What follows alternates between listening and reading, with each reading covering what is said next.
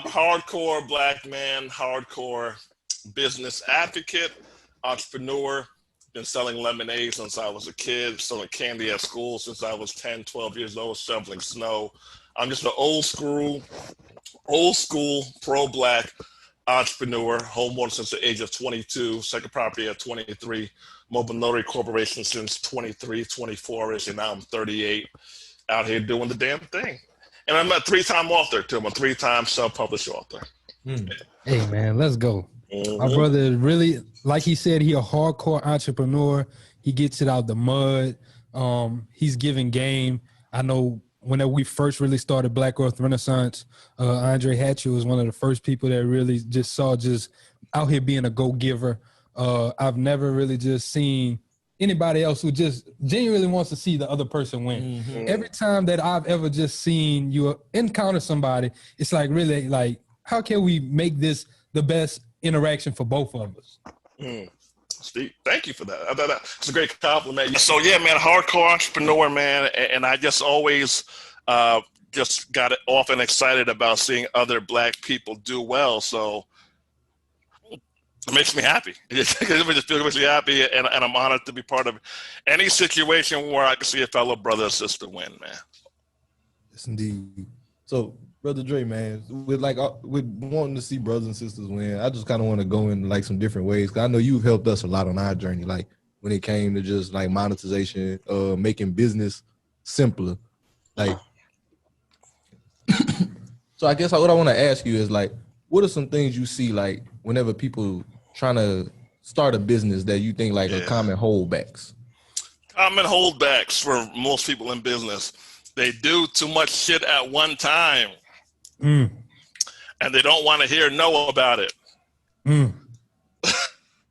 Too much at one time, they don't want to hear no. So we hear about the whole 7 income streams thing. And here's the first thing. It's not 7 self-employed streams. Right? Nowhere says self-employed. It says 7 income streams. Right? So one could be stocks, one could be mobile notary, one could be podcasting, one could be teachers. You know what I'm saying? So the biggest part is getting people to slow down their brains so they don't feel that they're minimizing their ambition. They're just organizing their ambition. That's the toughest thing, I think, is by far. The second is probably people underprice. I think underpricing, but the first thing is too many self-employed ventures at one time. That's it by far. And I could definitely agree with you because even on our journey, I know that was something that we had to kind of like understand is, like you told us on the first podcast, you gotta slow down and speed up. So we actually had to figure out and focus in and hone in on one thing at a time, because even as a group, we still have to remain focused to one goal. You want to be a rifle and not a shotgun. I like that analogy. It works. And not to dive all into what we spoke about, but that thing that y'all did made y'all the most money so far. Nah, facts. And it kind of changes some of the trajectory of the way we doing things, just like a different way to approach business. Just because, like you said, for one, that underpricing thing, that's something you definitely always got to look at, especially like as a new entrepreneur, just an entrepreneur in general, because like people will try to devalue you, you know what I'm saying? Like, if you let it, people will devalue you, and if you don't know the value for yourself, like you're not going to receive what you feel like you should out of the situation. Bingo. And if it's too cheap, people won't take it seriously either. So yeah, man, having a fair price, it has multiple purposes. And you know that's crazy. Were you about to say something, Kevin? Yeah, I just wanted to see, Andre, how would you say is the best way to figure out the right price for your products or service? What is the best way to price it? It's going to be some trial and error up front, but I would ask some trusted people, what would you pay for this? Testing the market. What would you pay for this? So don't ask people without any money. Everybody is not your clientele. Everyone can afford you, and that is fine. All right. So us as Black people, we to be okay with not everybody being able to afford our services at this current time. We have free stuff for the people who aren't there yet, or for the people who just don't want to spend money on it. But ask people, what would you pay for this? Well, and do what y'all did. Y'all got an outside advisor, being me. We have a rapport, so that was, on the house. We help out each other. But pay an outside third party to give you a price as well. Somebody experienced. So one experience who you say, hey, look, here's what I'm working on. What do you think a fair price is? Bring in the third party. And I like that. You said, I like also that you said not cheat people, like not going specifically just to like, if you're, in a college setting or something like that, and like all your friends is broke, like me and all my friends was broke. We obviously not going to be able to spend no good money on something, but that doesn't mean that other people wouldn't be able to, or they wouldn't be willing to meet that price point. Yeah. Oh yeah. There's a clientele out there. We just got to figure out who the clientele is for us. Your friends and family definitely is usually not. Oh man, get them out of here. Get them out of here, all the way out of here. With love, but they usually aren't it, and that's fine too. See, here's the thing: we just got to get okay with this stuff. We just got to be okay with it. There's a lot of people out here. Yeah, there's a world full of billions of people. You can't get hung up on one or two. A lot of people, man. A lot of people. If you have the right group of 1,000 people, you can make a whole lot more money than the wrong group of 50,000 people. Any day of the week. Every day of the week, man. It's not always about the numbers of how many followers. It helps, but how many people are, what they call it, your first 100 fans, your first 1,000 fans. There's a book about it. Erica always talks about it. But your first people who you get rocking with you, they will be your spokesmen and spokeswomen / cheerleaders to get the next 1,000, 100,000, 10,000, 20,000. I'm a living example of it. You just got to go all in with those first 100 or 1,000. So I kind of want to ask you, what's like some tips for like somebody that's on the ground floor trying to get to their first person? Like, what's something that they could do to, try to start reaching out? Because a lot of times, our community, we just talked about it. Like we want the people around us to support us, but that's not necessarily our audience. Yeah. Like what's some tips to getting in front of that audience? Get around other people who you aren't friends with and family with. If it's virtually, get on people's podcasts. I'm a big advocate of being on people's podcasts, especially in the beginning, because podcasts, even though it's becoming so popular, it's still underserved and it's still not as popular as it's going to be. It's just going to get bigger. Right. So get on someone's podcast. Shit. I would even pay, if I really knew, I would even pay someone to get on their podcast. I would even pay someone to get on the podcast. Right. Second thing is YouTube. Create a freaking YouTube channel. You can go from having no YouTube channel to having a phone and be on YouTube in 6 minutes or less. Thanks. Especially if you got a Google account. Hello.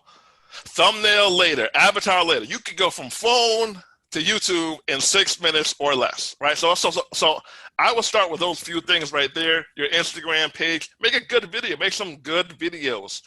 And there's something else you could do. You can start a podcast. That's a networking hack. Dude, because people will talk to you who usually won't talk to you. Right, because you have a podcast, you could DM someone the same questions you would ask them on the podcast. Be a DM, look at you like you're crazy on the podcast. They'll say, "Sure, let's set it up." Thanks. Yeah, that's facts, because we live in legends of that one. Once we started our page and got our podcast rolling, there was some people like we had reached out to them before. We were some individuals. A certain few of us had reached out to different people, and we kind of got brushed off. But then once you started like with your podcast, you could provide value to them in a certain way. The conversation is different. Yeah, especially, and I like how you said that. We didn't get upset about it. We were like, how can we provide value? What do we need to do to get these people to acknowledge us? I'm not going to be mad that you didn't say, you obviously saw that your time was more valuable than talking to me. So what I'm going to do is I'm going to make sure that next time you speak to me, I'm giving you some value. Hello. And it works. Works like a charm. Fam, it's one of the best low cost. I mean, like now I'm on $1,000 camera. Y'all got fancy stuff. Like now, like we kind of popping, right? But you don't need all this stuff. A lot of people started with a cell phone.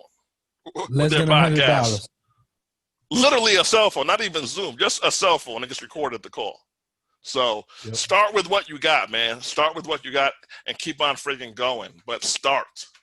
That's definitely true. We started with a phone. Our podcast started with just a phone. It was a phone call recorded. It really was. See that? On Anchor. Y'all can hear it, and it sounds like ass. Nice microphones playing. Like, I'm not going to sugarcoat it, though, like, because and this is one thing why I like to speak to you, my brother. We could keep it real and be 100% honest. Like, you have to start where you're at, though. I don't want to make it all pretty and no, just get it off the ground and then start gaining traction. Once you start gaining traction, you can make it pretty later. Totally. Nah, man, get the ball rolling. Get the ball rolling because you'll build self-esteem, you'll build confidence, you'll build traction, and you'll just be able to check something off the list. That's why I'm so big on setting like small or medium-sized goals and having a 1-week deadline, maybe 2-week deadline, because you build the momentum. Oh, shoot, like I got something done. I can physically check that off the whiteboard. I can physically erase that or draw a line through it. You're like, oh, shoot, I'm doing something. I feel better about myself. So, yeah, it works. And I kind of want to go back to what we were talking about right at the beginning with people doing too much. Just for if it's someone who's listening right now and they're like, you know, maybe I do have too many things going on. How would you suggest someone going about figuring out what's the most important place to start? If you need money, you need to if you have 5 streams of income and you are broke or semi-broke, you need to kill 4 of those streams. What is making you money? Not what do you like the best, not what you're the P word passionate about. What is making you money? And that's what you focus on up until that stream gets you $5,000 to $10,000 a month coming in at least. Everything else got to go for now. Everything else got to go. Because, like you said, what you got? Oh, no, I was just going to say, like, I really love that Brother Dre touched on that because, like, I think that even his industry especially is, like, a great example of that. Like, a lot of people, they want to do different other stuff because, like, it looks fancy or it seems like it'll feel fun to be doing real estate or to be doing, you know, trading or this different stuff. My man's made a bag off stamping the papers, just being a notary. I ain't got to be, you know, crazy extra fancy with it or nothing, but this gets me paid. Facts. A 14-year bag. 14-year bag, recession-proof bag. Yep. Go ahead and talk your stuff on them, Brother Dre. Facts. Here's the thing. Once you have money coming in, you're able to then mentally explore other options. When you're broke, your mind can be going 20 different places, man. Like you are broke. Like, accept the thing you got to do. Accept the fact you're fucking broke. Let's just sit on that for a little while, right? I have things that I'm doing. What is bringing in money? What has the most income potential for now? Then when you get to a certain point, we could deviate and we could expand. We could hire in subcontractors, VAs, all that good stuff. But you need to have money coming in. Like let's stop all this mess. Stop. Hey man, my brother over here dropping some damn bars. It's important though, because like it's easy. Because I mean, like think about it. You see it on the internet so much. It's like it's easy to get caught up in it, especially if like you're a person, you know, you real tapped into this space. You real tuned into a lot of the different things that people are saying. It seems like it's the Instagram effect.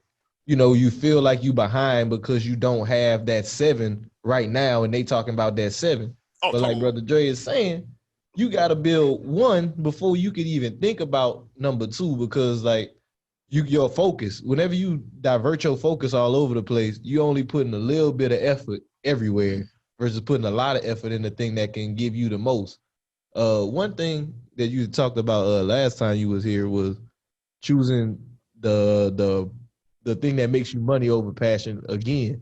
And I just kind of want to go even deeper into that. So like, I remember whenever you last time you were talking about like people get too caught up on that passion word. Could you like get them some ideas? Like, you know, people would like to think they have to stick with their passions all the time. When is a good time to pivot away from stuff like that? When do you pivot? When do you pivot or when do you stop on your passion? If you don't have any money coming in, your passion should be the last thing you're doing unless your passion is bringing you in money. Sometimes it all works out. Sometimes this whole thing works out. Like, oh, shoot, like, it's perfect harmony. But if you don't have money coming in, you're looking for your gift first. So what's the easiest, simplest way for you to make some money? So for me, we was my business. I don't always love my business. I don't always love it. I always hate having a job, though. Everyone got that? I always hate having a job. I don't always love my business. So for me, the hatred of having a job is enough to keep me motivated enough for me to do what I sometimes somewhat like. So here's something that's not talked about a lot is personal fulfillment and the joy of completion. The joy of completion is when you're like, oh, shoot, like that was boring. I didn't really know what I was doing. I made some mistakes, but I finished. it. Finishing what you start gives you this extra level of self-esteem. And it might not look like passion up front, but when you're done with something, you're like, oh, shoot, I did that. That was phenomenal. People were happy with my service. I did a great job. I made some money. It's like this wonderful euphoria of things.